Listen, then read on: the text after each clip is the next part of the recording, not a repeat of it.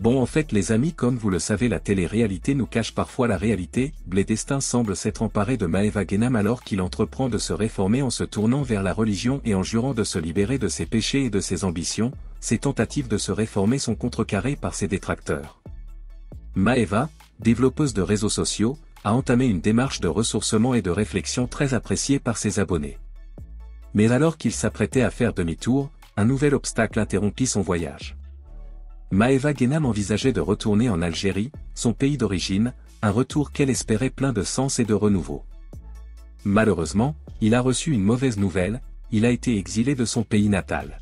« Mon pays me manque, je ne sais pas si ce sera pour un instant ou pour la vie », déclarait-il sur ses réseaux sociaux le 7 août avec une profonde tristesse.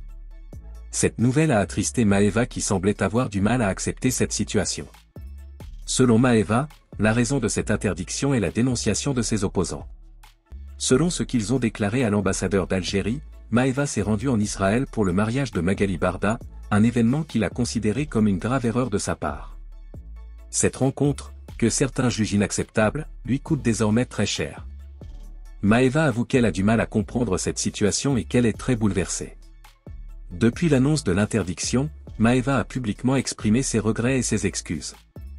Le 8 août, il a déclaré sur ses réseaux sociaux « Je tiens vraiment à m'excuser auprès de mon pays, l'Algérie, pour la chose la plus triste de ma vie. Je regrette d'y être allé et sans le savoir, nous n'avions pas le droit. Si ma demande de visa est rejetée, même si je ne le pense pas, j'accepterai cette décision. À cette époque, je ne mesurais pas l'impact de mes choix. Aujourd'hui, je suis plus responsable et prévenant, même si ce n'est pas toujours facile, car je ne suis pas toujours moral. » À travers ces mots, Maeva Guénam essaie de montrer à quoi il ressemble et veut corriger ses erreurs et aussi accepter ses problèmes émotionnels. Dans son discours, Maeva a également demandé à certains de ses abonnés de lui accorder du temps. Elle a partagé une histoire émouvante, révélant son désir de trouver un équilibre entre sa vie personnelle et la pression publique à laquelle elle est confrontée. « Je suis une personne très passionnée et j'ai souvent envie d'exprimer mes inquiétudes, mais je dois essayer de ne pas répéter les erreurs du passé car cela me fait souvent mal. J'ai toujours refusé de demander de l'aide ou de suivre mes conseils en matière de rencontres parce que j'aime être libre, mais je pense que je devrais accepter quelqu'un qui m'aide pendant que j'apprends. Je dois prendre soin de moi. Je plaide pour ta volonté. » Maeva Guénam est un nom difficile à gérer. Elle explique qu'elle accepte les aspects négatifs de la célébrité, mais admet qu'elle ne peut plus tolérer les abus qu'elle subit en ligne. « Je veux juste que ma santé mentale ne soit pas affectée par les abus et les poursuites judiciaires, a-t-elle déclaré. Je suis surveillée pour ma santé mentale. Les réseaux me mettent la pression et ça empire, donc quand je suis sous pression, je ne veux rien, j'arrête tout. Pourtant, dans le cas de Maeva Guénam, cela semble cacher d'autres conflits.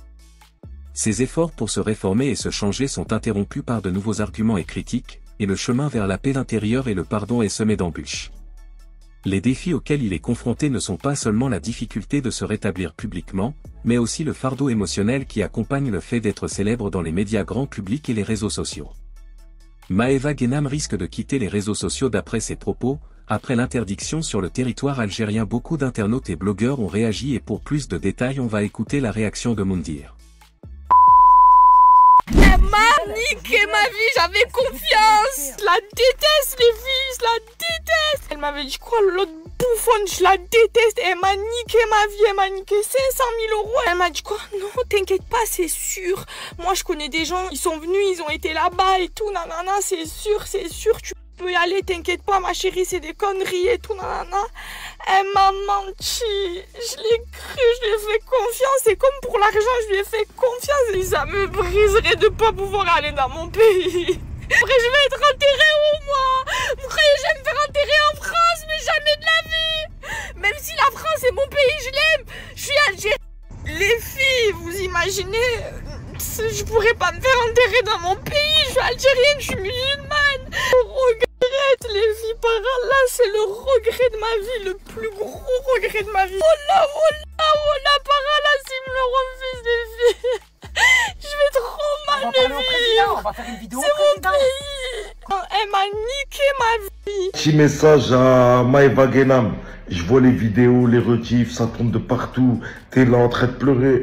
Ouais, je peux pas aller en Algérie à cause de Magali Berda. Je peux pas aller en Algérie, je peux pas aller, je suis en algérienne. Si je meurs, on va m'enterrer où? Comment ça, si tu meurs, on va t'enterrer en Algérie? Pourquoi on va t'enterrer en Algérie? L'Algérie, c'est une terre de moujahid. Vous, là, vous êtes tous en train de crier DZ Power, DZ Power. Ouais, l'Algérie, je peux plus aller en Algérie. Mais vous vous en battez les couilles de l'Algérie. Qui d'entre vous investit en Algérie? Qui d'entre vous va en vacances en Algérie? Les vacances, toi-même, Maïva Guénam, tu étais au Maroc, tu t'en bats les couilles. Tu vis à Dubaï. Vous êtes tous en train de crier DZ Power, vous ne mettez pas 1 euro dans l'Algérie. Vous le mettez partout dans le monde, sauf en Algérie. Vous, par contre, vous parlez d'Algérie du matin au soir. Mais vous n'y allez même pas. Maïva Guénam, tu t'en bats les couilles de l'Algérie. Par contre, ce qui est bête, c'est que l'Algérien s'en bat les couilles de toi. Et ce qui est bête, c'est que les vrais Algériens, les vrais, pas ceux qui disent Taïya DZ, Taïya Jazaïr, je parle des vrais DZ. Les moujahid et les fils de moujahid, ils s'en battent les couilles de vous. Ils s'en battent les couilles de vos vues. Ils s'en battent les couilles de votre notoriété. La preuve, ils t'ont interdit d'être Israël. Ok, dégage. Donc, il ne fait pas la meuf innocente. Tous les vrais Algériens, tous les vrais, voilà, ils savent que si tu vas en Israël, tu ne peux plus rentrer en Algérie.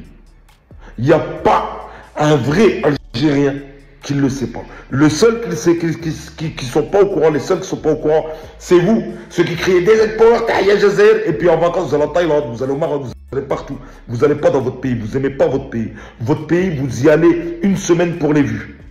Vous allez avec votre snap, ouais, regardez, nanana, et tout de suite vous barrez de l'Algérie. Vous investissez même pas. Vous nous avez déjà fait une pub pour l'Algérie? Est-ce que vous nous avez déjà fait des pubs pour l'Algérie? On ne sait même pas ce qu'il y a là-bas. Par contre, quand vous venez au Maroc, vous faites des pubs pour nous, pour les buggy, les quads, les appartements, et on vous en remercie. Hein. Pour nous, on vous en remercie énormément.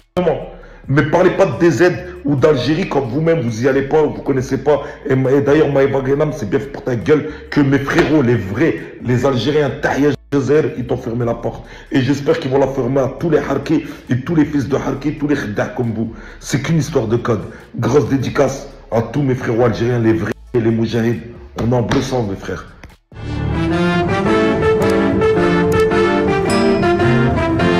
Par contre, spéciale grosse dédicace à tous les vrais DZ que je connais. À tous mes frérots DZ que je connais. Grosse dédicace à tous les DZ qui ont de la fierté, du nefs et du din. Et grosse dédicace à mes enfants qui sont marocains algériens. Bon, c'était ça les propos de Maïva Guénam. Elle est plongée depuis des mois dans une période de profonde remise en question.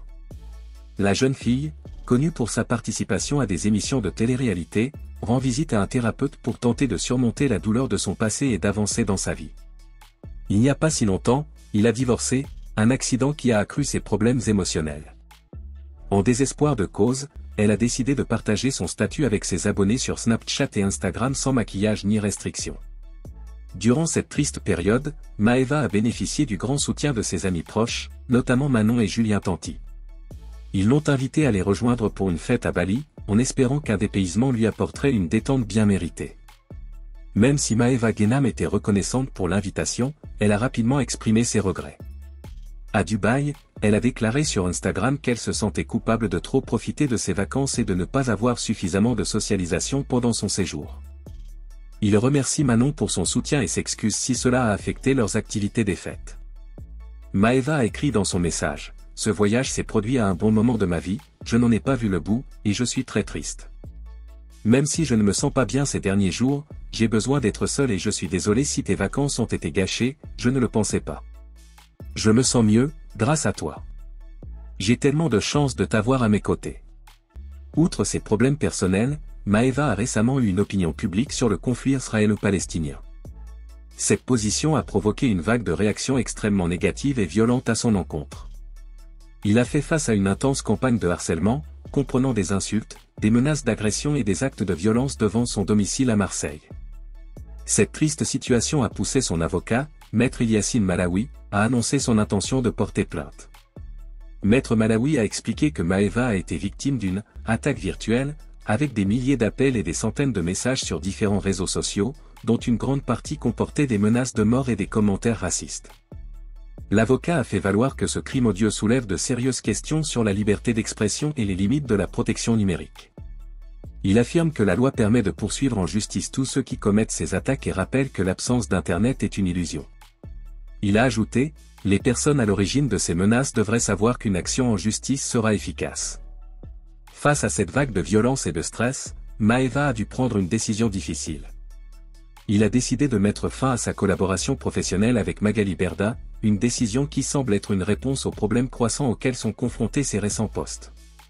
Cette pause professionnelle survient alors que Maeva se concentre sur son rétablissement personnel et sur les défis qui l'attendent. Bref, Maeva Guénam traverse une période mouvementée sur le plan personnel et professionnel. Ses efforts pour se reconstruire après une rupture amoureuse, sa détermination à affronter les persécutions et les conséquences de ses positions politiques montrent sa capacité à persévérer malgré les obstacles.